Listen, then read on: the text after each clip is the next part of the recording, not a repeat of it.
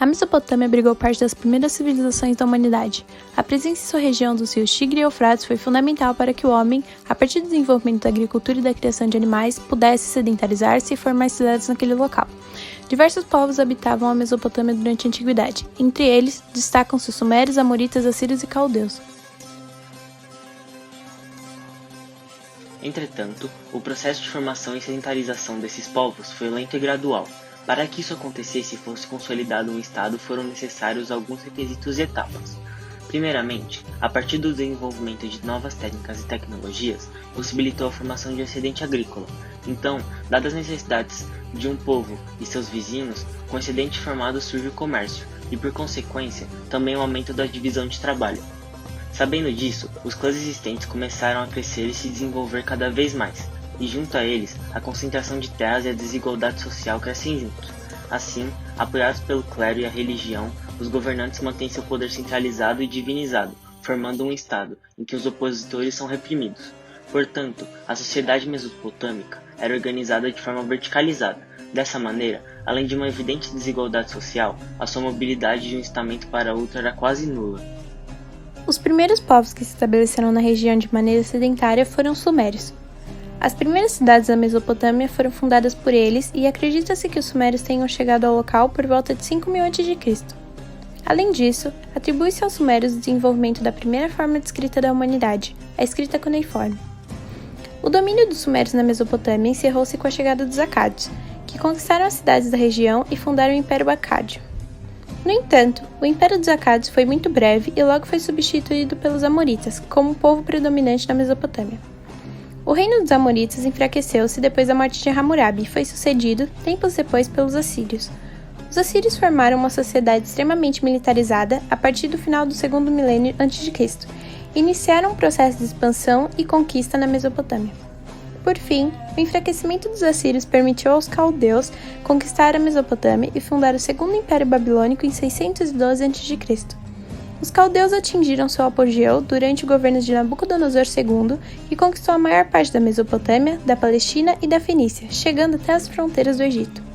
Após sua morte, o império entrou em lento declínio e o último rei babilônico foi derrotado às margens do rio Eufrates pelas tropas de Ciro, imperador da Pérsia, pondo fim à independência política da Mesopotâmia.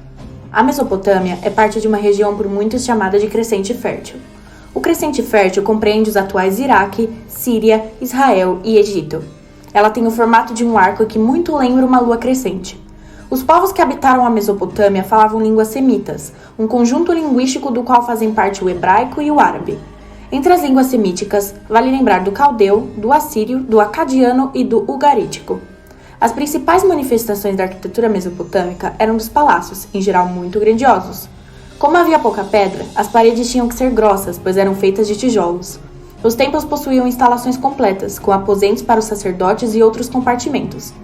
Em geral, as produções artísticas eram confeccionadas para a decoração de templos e túmulos, e poucos exemplares sobreviveram à ação do tempo. A estatuária talvez seja a categoria artística de maior evidência no mundo mesopotâmico.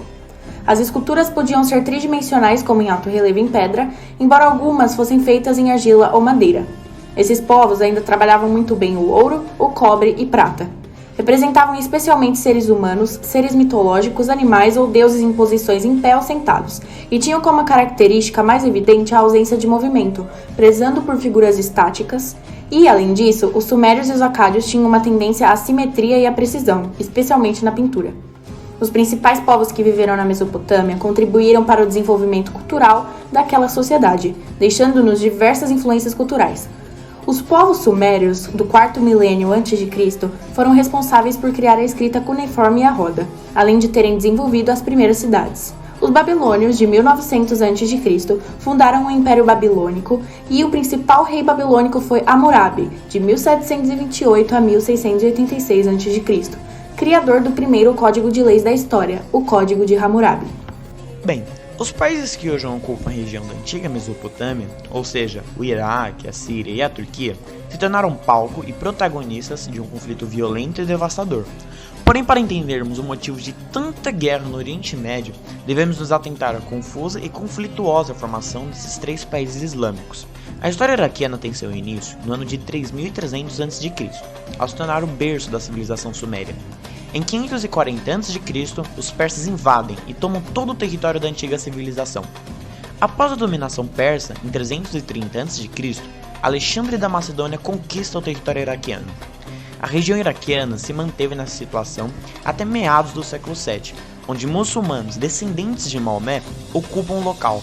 Por um período que se estende de 1258 a 1500, os mongóis ocupam a região, sendo posteriormente recuperada pelos islâmicos do Grande Império Otomano.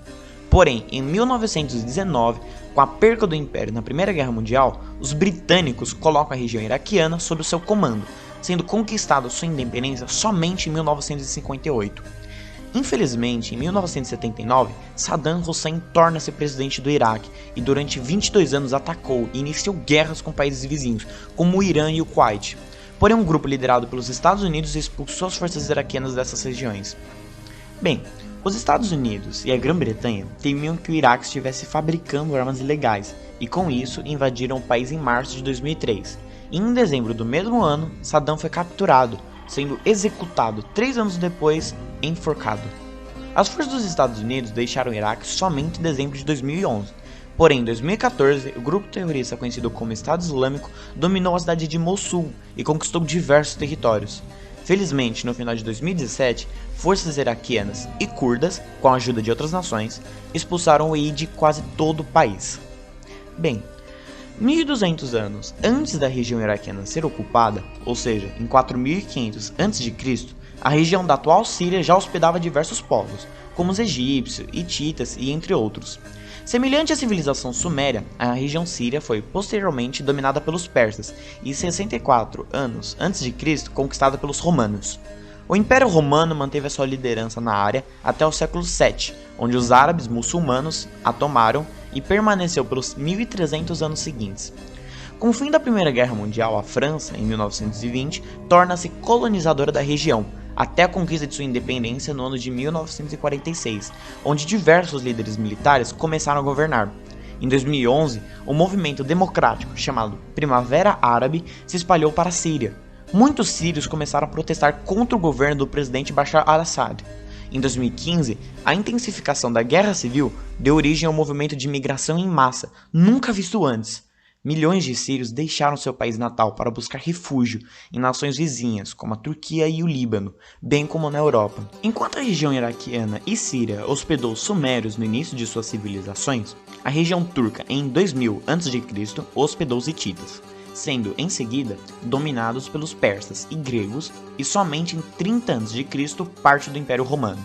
Entretanto, com a queda do Grande Império Romano e a região turca tornando-se, com a sede do Império Bizantino, um foco de riqueza e influência, os turcos da Ásia Central, em 1071, invadiram-na e a conquistaram. No final do século XIII, fundou-se o Império Otomano. Em 1453, os turco-otomanos tomaram Constantinopla e a tornaram sua capital, com o nome de Istambul. No século XVI, o Império abrangeu o norte da África, o Oriente Médio e o sudeste da Europa, vindo a se dissolver somente em 1918 com o fim da Primeira Guerra Mundial. O líder militar Mustafa Kemal formou um governo separado e em 1923 fundou o país que conhecemos atualmente, chamado Turquia. Em 1960 e em 1980, os militares tomaram o governo, porém, de tempos em tempos a Turquia retomou a democracia. A Turquia moderna também enfrenta uma longa rebelião dos curdos no leste.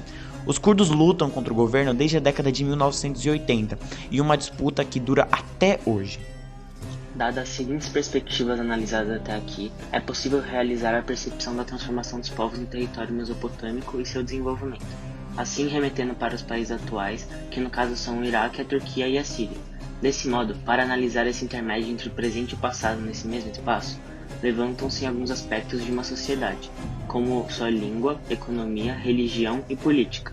Primeiramente, em relação ao idioma mesopotâmico, podemos ressaltar dois: o acádio, que era uma língua semítica falada principalmente pelos assírios e babilônios, e o aramaico, também semítico, mas derivado da família afroasiática. Tendo isso em mente, percebe-se a influência dessa língua no Oriente Médio até os dias atuais, visto que mais de 400.000 pessoas falam algum tipo de dialeto moderno do aramaico. Outro ponto é a economia, que, como visto antes, antigamente era baseada principalmente na agricultura, mas também com a presença do comércio e pecuária. Esse modelo econômico reflete principalmente no modelo de dois dos países da região, Turquia e Síria. Ambos que, apesar de apresentarem certa diversificação na área financeira, a agricultura ainda ocupa um espaço importante nesse quesito. Contudo, já no Iraque, apesar desse modelo de economia também estar presente, ele é pouco influente, sendo que esse país é baseado no mercado petrolífero. Semelhante à Mesopotâmia, em relação à política, mesmo nos dias de hoje ainda foi presenciado um governo que centralizava seu poder, como no Iraque e na Síria. Contudo, o Iraque se encontra em um regime republicano, que apesar de já ter tido um governo extremamente autoritário e ainda existindo conflitos internos, a partir de intervenções feitas pelos Estados Unidos foi imposto um sistema parlamentarista. Já a Síria é uma república semi-presidencialista, que passou por inúmeros conflitos internos e mesmo assim os direitos humanos e preceitos democráticos são muito questionados nesse país. Por último, e também república, a Turquia teve influência europeia em relação aos conceitos de democracia, que junto à paz e direitos humanos são considerados atualmente um caminho para o progresso no país. Além disso, a religião também sofreu mudanças. Os mesopotâmicos eram politeístas, os quais esses deuses continham características humanas e eram cultuados em templos e zigurates. Este povo também acreditava em um rei divinizado, portanto as crenças eram utilizadas como uma nova política para a manutenção do poder. Mesmo assim, isso ainda representava um certo código ético, por dizer o que podiam não fazer. Atualmente, a religião que predomina na região é o islamismo, que apesar de ser monoteísta, ter seus profetas e cultuar em mesquitas, ainda se assemelha com o passado, sabendo que existe uma moral a ser seguida. Portanto, visto um panorama comparativo, conclui-se que na mesma região, com o passar do tempo, as mudanças foram maçantes. Isso aconteceu devido à influência de diversos outros povos perante a civilização mesopotâmica, e assim anexando diversos costumes e valores culturais. Apesar disso, as contribuições desse antigo povo tiveram importância, podendo influenciar ou até mesmo pertencer até os dias de hoje.